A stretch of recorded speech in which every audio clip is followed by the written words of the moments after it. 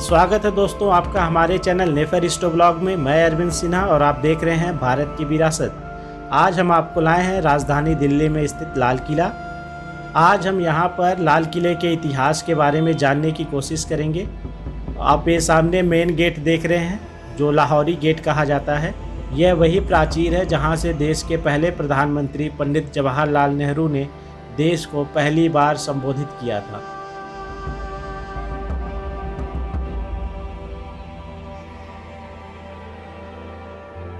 अब हम सामने वाले गेट से छत्ता बाज़ार की ओर चलेंगे। यह लाहौरी गेट से अंदर जाएंगे तो आपको सामने एक बाज़ार दिखेगी जिसे छत्ता बाज़ार कहा जाता है। इसके दोनों तरफ दुकानें हैं और बीच में एक बड़ा सा चौक है। किसी ज़माने में यहाँ पर हर किस्म की सामान बिकती थी। आज यह बाज़ार सैलानियों के लिए एक आकर्षण का केंद्र है और यहाँ पर दुनिया के हर कोने से भोग विलासता की वस्तुओं को लाकर बेचा जाता था। इस बाजार का उपयोग केवल शाही परिवार के साथ साथ राज दरबारियों के परिवार के लोग करते थे। ऐसा कहा जाता है कि यह बाजार केवल शाहजहां की 2 बेटियों के लिए बनाई गई थी, जहां पर वह अपनी भोग विलासता की वस्तुएं खरीद सकती थी।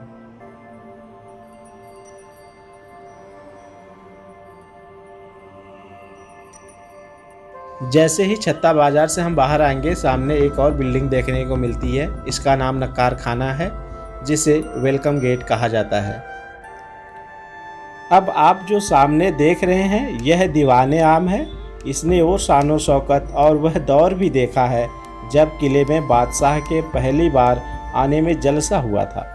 तब चांदी के खम्भों पर दल बादल नाम का एक आलीशान सामियाना लगाया गया था जिसकी कीमत उस समय 1 लाख रुपए थी।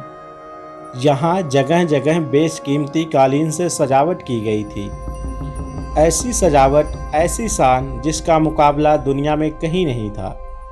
यह दीवाने आम का दालान है जिसने मानो इतिहास के कितने उतार चढ़ाव देखे हैं। दीवाने आम में जहाँ जहाँ सोने के काम और कीमती पत्थर जड़े हुए थे उसे निकाल लिया गया, लेकिन उसके जो निशान अभी यहाँ बाकी हैं वह कम खूबसूरत नहीं है।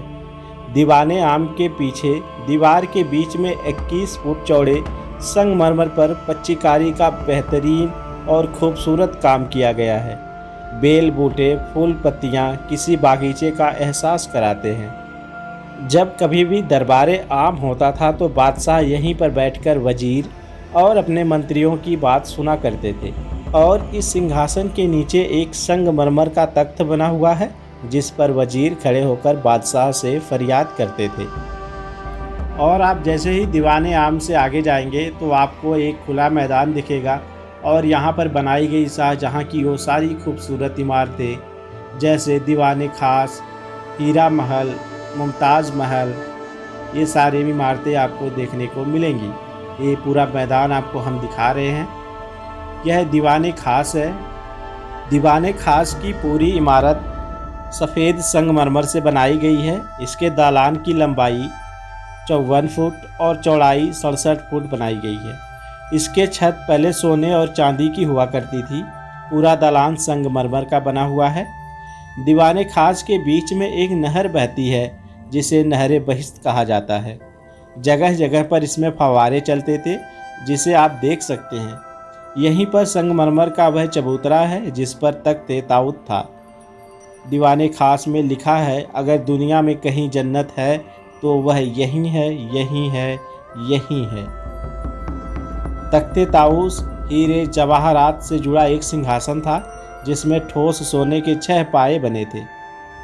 इसमें जवाहरात, मोतियाँ और नीलम से जड़े 2 मोर थे जिसकी कीमत उस समय करोड़ों रुपए में लगाई गई थी। दीवाने खास वही जगह है जहां मुग़ल बादशाह नादिर शाह से मिले थे। ईरान का राजा वही नादिर शाह जिसने दिल्ली को लूटा था। और धोखे से पगड़ी बदलकर कोहिनूर हीरा ले गया, क्योंकि बादशाह कोहिनूर हीरा को अपने पगड़ी में छुपा कर रखते थे।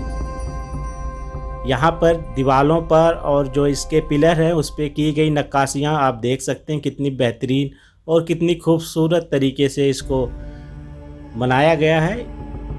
यह शाही हमाम है, यानी नहाने की जगह। यहाँ पर 3 बड़े कमरे बनाए गए हैं जिसमें शाही परिवार के नहाने के लिए हौज बनाया गया है। इस हमाम की दीवारें और फर्श को कीमती रंगीन पत्थरों से सजाया गया है और ठंडे गर्म पानी की यहाँ पूरी व्यवस्था थी।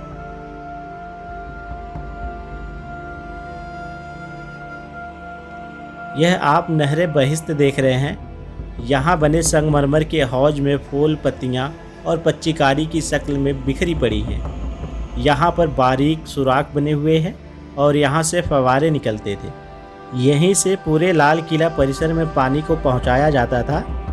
सबसे पहले पानी को यमुना नदी से नहरे बहिश्त में लाया जाता था। उसके बाद यहाँ से पानी को किले के अन्य हिस्सों में भेजा जाता था। अब आप सामने जो देख रहे हैं यह सावन मंडप है। इसकी डिज़ाइन और इस पर की गई बारीक नक्काशी यह पूरी तरीके से संगमरमर से बनाया गया है। यह बीच में आप जो देख रहे हैं एक नहर की तरह बनाया गया है जिसपे से पानी नीचे गिरता था। यहाँ से जब पानी नीचे गिरता था तो बिल्कुल बारिश की आवाज़ होती थी। इसके बिल्कुल सामने एक और मंडप बनाया गया है जिसे भादव मंडप कहा जाता है। यह बिल्कुल सीधी एक लाइन में स्थित है दोनों, और दोनों का जो सेम डिज़ाइन और पैटर्न बिल्कुल एक जैसा ही है। इसके बीचों बीच एक जफर महल बनाया गया है जो 1842 में बनाया गया था। भादव और सावन मंडप के इमारतों की बनावट एक जैसी है और सजावट भी एक जैसी है। अब हम मुमताज़ महल के तरफ चलते हैं और दिखाते हैं यहाँ पर कैसी इसकी डिज़ाइन बनाई गई है। यह मुमताज़ महल है, एक बड़े महलों में से है। यहाँ शाहजहाँ ने अपनी पत्नी की निशानी के तौर पर लाल किले में बनवाया था, लेकिन आगे चलकर अंग्रेज़ों ने इसे कैद खाने के रूप में बदल दिया और बाद में भारत सरकार द्वारा इसे संग्रहालय बना दिया गया था। लेकिन अब पुरातात्विक सर्वेक्षण के द्वारा इस संग्रहालय को हटा करके पूरी तरीके से पर्यटकों के लिए खोल दिया गया है। आप यहाँ की डिज़ाइन देख सकते हैं। यहाँ पर बनाए गए पिलर्स पे और छतों पर यहाँ पर बेल बूटों की एक बेहतरीन नक्काशी आप देख सकते हैं पत्थरों में जो बनाई गई है। सामने आप जिसे देख रहे हैं यह बहादुर शाह जफर द्वारा बनाया गया जफर महल है, जिसे उन्होंने 1842 में बनाया था, जो पूरी तरह से लाल बलुआ पत्थर से बनाया गया है। यह मेहताब बाग के हौज के बीचों बीच बनाया गया है। इसमें आने जाने के लिए एक पुल बनाया गया था, लेकिन अब वह टूट चुका है।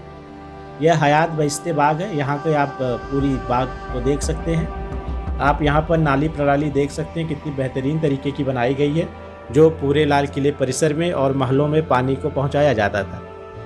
इस वीडियो में हमारे द्वारा दी गई जानकारी आपको कैसी लगी हमें कमेंट बॉक्स में कमेंट ज़रूर करें, और ऐसी ही वीडियो देखने के लिए हमारे चैनल को सब्सक्राइब करें। जय हिंद, जय भारत।